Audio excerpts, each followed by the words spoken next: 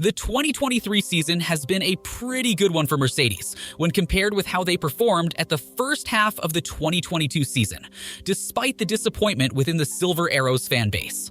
They sit comfortably second in the constructor standings, with Lewis Hamilton just a point away from grabbing third in the Drivers' Championship. The Belgian Grand Prix saw the return of porpoising once more, but the developments over the summer break has revealed some major breakthroughs within the Silver Arrows camp in both aerodynamic and power unit performance. So in today's video, let's take a look at what Mercedes has been up to and where the team will go with these breakthroughs for the remaining 10 races of the season. Porpoising was the main problem that plagued Mercedes' 2022 season. Their overconfidence did not only mean that they wasted an entire preseason session at Barcelona, they also overshot their concept for 2023 as well. Once they accepted that they have made mistakes, it was a bit too late, as it was after the Bahrain testing, they realized that they have been riding on a flawed concept for nearly 1.5 years. Despite that failure, the team moved ahead, made a conceptual change, both aerodynamically and mechanically. Their suspension changes seem to have brought better mechanical stability and also did keep out porpoising from reach. So, what happened at Spa? Seven-time world champion Lewis Hamilton said that he is concerned about the bouncing the W14 had around Spa. The Brit started third on the grid, but was not able to advance forwards and lost one place to the charging Max Verstappen.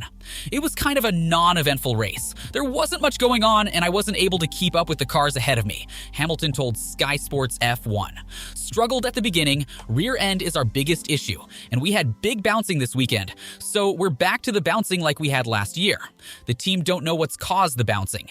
To me, it is a concern, but we'll work through the data this week and try and figure out what we do for the next race. I know what I want, I'm praying for it, and I'm just waiting for the day we get it. Having had 11 successful races, the returning of porpoising in the 12th race will have led to a lot of head-scratching back at the Mercedes factory. The team brought a significant upgrade package to Belgium, which featured an aggressive modification being applied to the sidepod's design alongside an updated floor aimed at improving the W14's downforce generation. Team boss Toto Wolff quoted the upgraded floor to be a potential reason behind the return of porpoising, as he went on to say, "I think the floor could have been a reason why we'd been bouncing. We're going to see it in the data, and maybe there is something which we need to fine-tune, because I still believe the direction we're going now is the right one."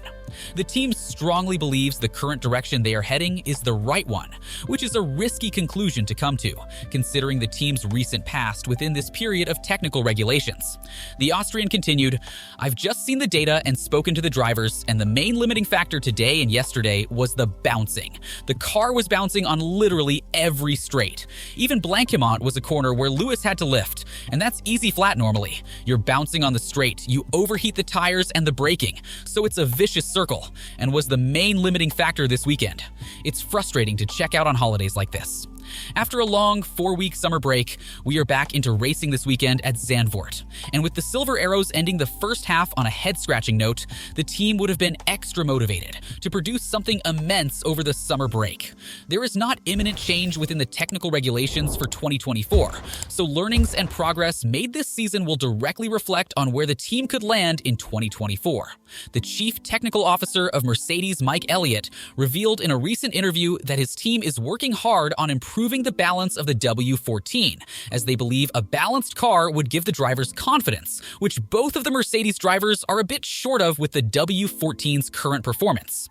Everybody has been pushing hard in the factory, so the break is important. Heading into the summer shutdown, we'll get more out of everyone too when they get back refreshed. When we return, our focus will be on two things.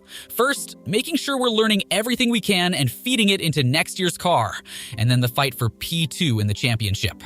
While we want to be winning titles, P2 is still important for everyone in the factories. It's important to show progress from last year and end the year strongly.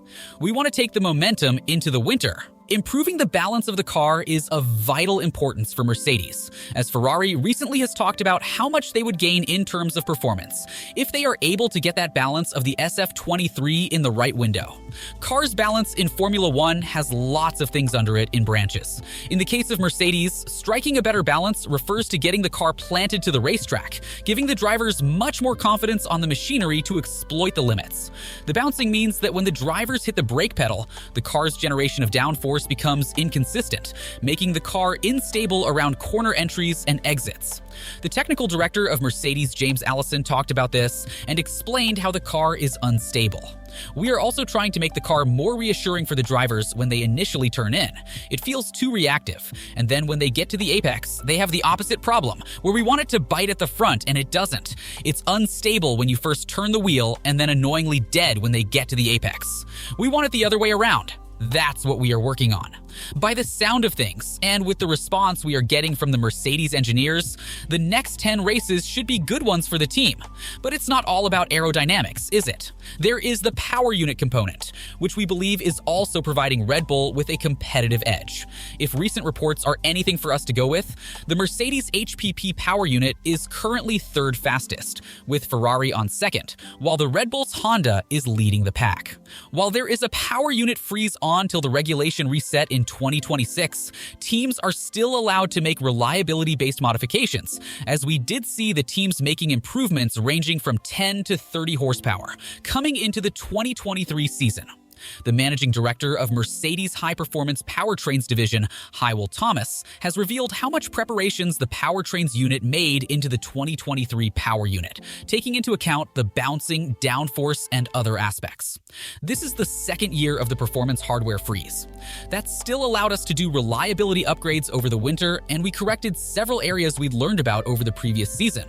We also had the software freeze for the first time. That was a real departure for us and took some thought on our approach to it. And then we had the challenge of getting lots of hardware together for the first hardware drop. We also weren't entirely sure of the sort of performance the cars would have this year, the amount of bouncing, downforce, and therefore amount of full throttle time. It all seemed a bit up in the air, so we tried to keep an open mind and be ready for whatever came. By the comments made by Hywell Thomas, it seems though the power unit division of Mercedes was a bit confused on how they could produce the 2023 power units, so they also seem to have chosen the cautious approach the aerodynamics team made during the previous winter break. That may have led to an underperforming power unit, but a robust and reliable one. But now with Mike Elliott and James Allison revealing that the team clearly has figured out one direction to continue developments on, the power unit division won't have much head-scratching to do, and they just can design the 2023 power units with maximum performance and equal reliability on focus. This is double delight for Mercedes, as a power unit breakthrough also seems to be imminent, with the aerodynamic performance also seeming to be heading in the right direction, according to the team themselves. But what do you guys think? Can the team solve the balance issues of the W14 and end the 2023 season on a high note?